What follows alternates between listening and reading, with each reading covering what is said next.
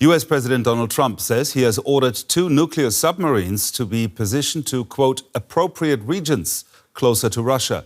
The US president said the order was given in response to what he called highly provocative comments made by Russia's former president Dmitry Medvedev.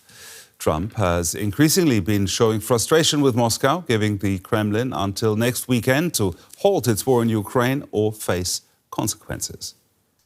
And for more, I'm now joined by Charles Kupchan, a senior fellow at the Council on Foreign Relations and professor of international affairs at Georgetown University. Now, what do you make of Trump's decision to send submarines closer to Russia?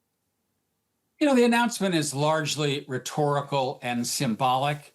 Trump and Medvedev got into a trade of rhetorical bluster over the course of the week, starting with Medvedev's response to what Trump said in Scotland, which is, I'm not going to wait a full 50 days to increase sanctions against Russia, to hit countries that buy Russian oil and gas with what he calls secondary tariffs. And then it went back and forth, and Medvedev made a reference to Russia's nuclear weapons, nuclear posture. This is nuclear saber-rattling.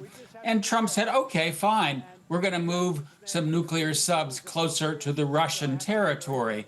Does that change the calculus somehow? Does it shift the balance of power? No, because you can launch nuclear missiles from anywhere, but it is a kind of escalation on both sides and nuclear saber-rattling on both sides. I mean, can't we assume that even though the locations of US submarines is, of course, a secret, but can't we assume that some of them are always in a location from which they can hit targets in Russia? Yeah, I mean, the whole logic of putting nuclear weapons on submarines is that you can't find them, right? When you have a ballistic missile that's on land, the other guy knows where it is, and they're therefore more vulnerable. These subs are moving underwater, and the logic here is to preserve a survivable second strike. So those subs are operating all over the place, all the time. The other side doesn't know where they are. And so this move that they're coming closer, perhaps it could depress flight times if one of these missiles were ever launched.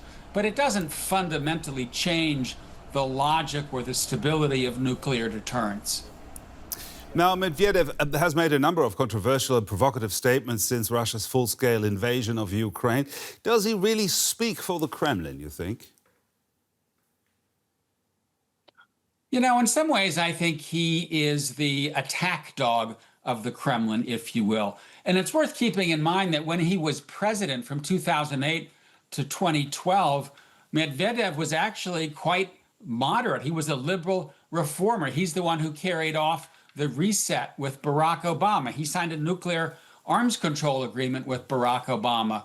And then since leaving office, he's now sitting as the deputy director of the Security Council, which is not an authoritative decision-making body, it's a consultative body. And in that role, he has become a bit of a boxer, a pit fighter, if you will, using social media, the Russian Telegram channel, to launch rhetorical salvos against the West and the United States, particularly over the war in Ukraine. I don't think he's speaking for Putin, but he does represent the sharp anti-Western tone of the Kremlin's policies.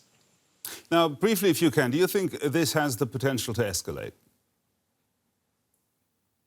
No, I don't. I think if you look at the war in Ukraine, Russians and Americans have gone out of their way to try to make sure this doesn't escalate into a direct war between Russia and NATO. Even though the Russians have engaged in nuclear saber-rattling, I think we're going to see things ratchet down. And then the key question is, what are the next steps? How is Trump going to turn up the heat on Russia for continuing the war to try to press Putin to make a deal at the negotiating table? Charles Kupchan there, thank you very much.